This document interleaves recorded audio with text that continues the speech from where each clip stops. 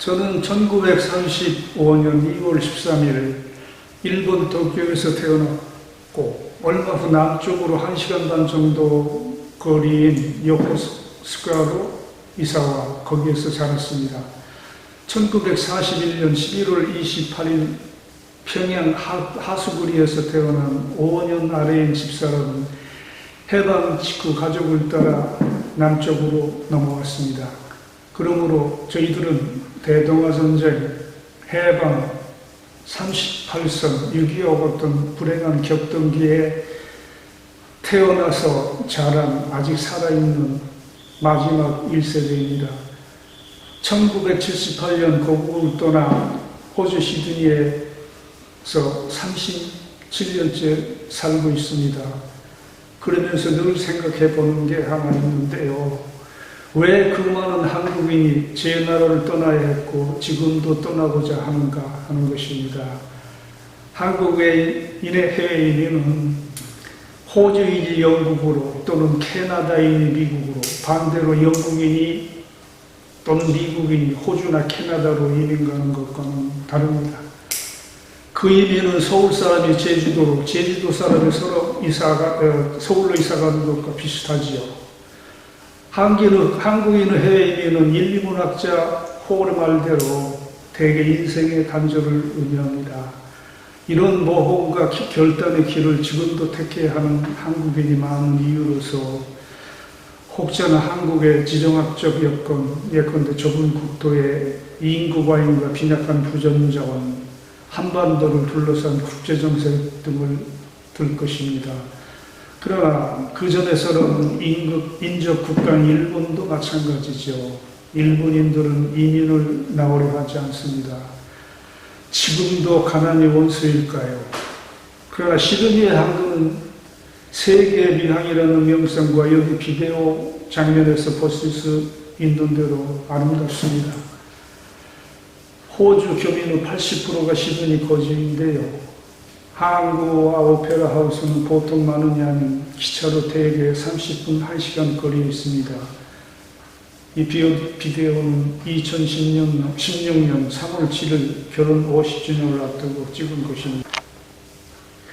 안녕하세요. 50주년이 짧지 않는 세월이긴 하나 가정사를 가지고 여러분 앞에 소개되는 게 송구스럽니다.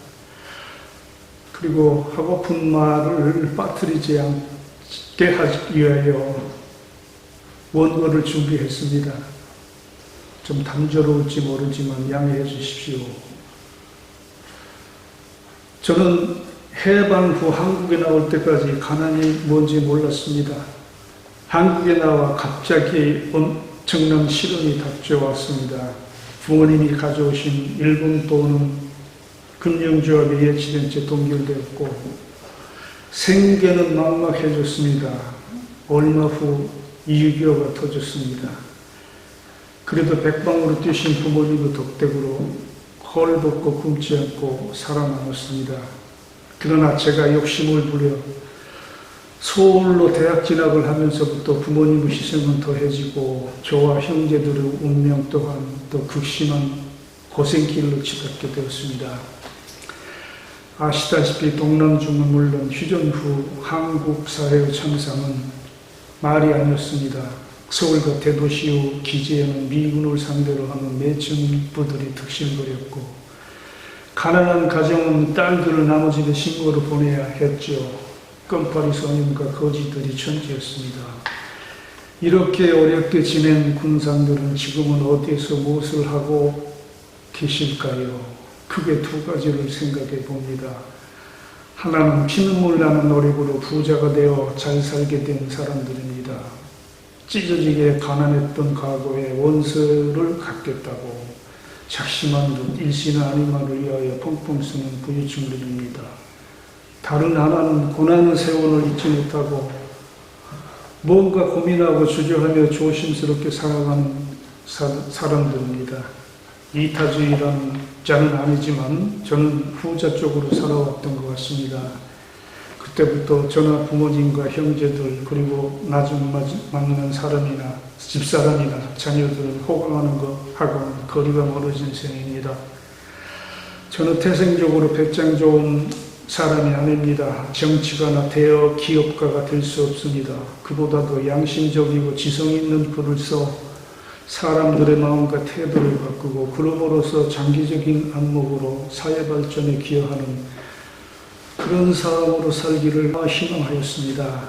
원래 영어에 취미가 있던 저는 대학 2학년 때 대학 영어신문 기자를 했습니다. 타자기로 영문을 톡톡 치는 게 대단히 재미가 있었죠. 그게 인연이 되어 사회에 나와서도 영어로 다 기사를 쓰는 영자신문 기자와 논설위원을 하였습니다. 해외 매체의 특파원도 겸해서 지냈습니다. 하지만 때로는 제가 한국인인데 왜 글을 영어로 쓰는가? 영어로 쓰면 얼마나 잘 수 있을까 회의도 해봤습니다. 그런데 지나고 보니 잘 못 간 게 아닙니다. 한국은 수출해서 먹고 사는 나라가 아닙니까? 강대국 틈바퀴에 끼어 분단을 극복하고 생존해 나가기 위해서는 국제사회를 향하여 자기 입장을 충분히 전달할 수 있는 지력과 수단이 필요한 나라입니다. 그 수단이 무엇입니까? 영어입니다. 그냥 영어가 아니라 뉴욕 타임스, 파리의 르몽드, 런던의 더 타임즈 등의 민족의 깊은 애로와 문제를 알리는 글을 써 보낼 수 있는 인재의 양성입니다. 영어 공부에 엄청난 돈을 쏟는 한국이지만 영어 실력은 모두 고만고만 세계 수준의 칼리니스트 하나가 아직 나오지 않고 있습니다. 그래서 안에서만 지지고 볶으며 밖의 일은 믿을 수 없는 친한파 외국인에게 매달려야 하는 실정이지요. 저도 그런 수준의 영문을 쓰는 인재가 되어보려고 했으나 못되고만 이유는 개인적 능력의 한계도 있지만 그보다도 이 분야를 도외시해온 한국 정부의 책임도 컸다고 생각합니다. 외국에서 보낸 지난 37년간은 교포신문을 직접 해보기도 하고 교포신문의 편집 고문으로서 또 연구원으로서 현지와 고국 매체에 우리말을 더 많이 썼습니다. 언어 한계 말고도 문제가 많은 우리 민족과 사회를 두고 별 문제가 없는 외국사에 대해 쓸 게 아니라는 생각 때문이었습니다. 어느 나라나 어느 정도 그렇지만 한국은 특히 끔찍함이나 재력이 출세의 기준이다. 외국인들의 말인데 한국인은 그가 무엇을 아느냐보다 누구를 아느냐로 사람을 평가한다고 합니다. 인격보다 연줄이 더 중요하다는 뜻일 겁니다.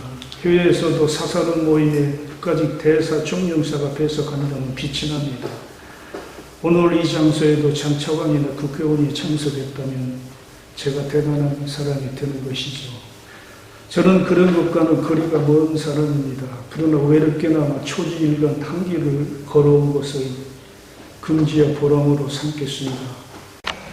5권의 책을 썼습니다. 5권 중 2권 제가 그 해외에서 경험한 유학에 대해서 그 후진들에게 안내를 하는 책입니다. 그리고 대한민국과 해외 동포 이야기라는 제목으로 쓴 이 책은 해외에서 본 한국에 대한 여러 가지 의견과 지적, 건의 이런 것들을 썼습니다.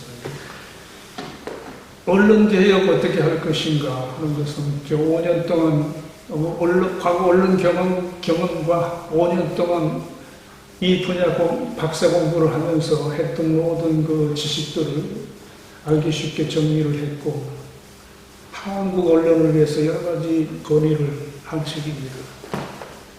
이 책도 그 전에 나온 건데 마찬가지입니다. 돈벌이는 되지 못했습니다. 사람들이 읽기를 원하는 글이 아니라 읽어야 할 글을 썼기 때문입니다. 메시지 홍수 시대지만 태평양의 물 한 방울 역할은 했을 것입니다.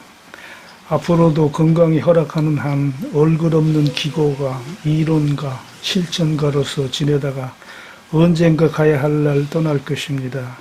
실은 이제야 본론입니다. 결과적으로 개인의 욕심과 열정과 고집으로 부모님과 형제들에게 그랬듯이 처자식들에게도 많은 양보와 희생을 강요하였습니다. 특히 집사람이 가는 길을 가로막지 않고 매사에 불평 없이 내조해준 덕택으로 이게 가능했지요. 고맙게 생각합니다. 늘 평탄한 부분은 없습니다. 무덤에 계시는 양가 부모님들이 이 말씀을 듣지 못하실 것입니다. 그러나 영원히 살아계신다면 50년을 이렇게나마 버텨온 것을 기뻐하실 줄 믿고 싶습니다. 네.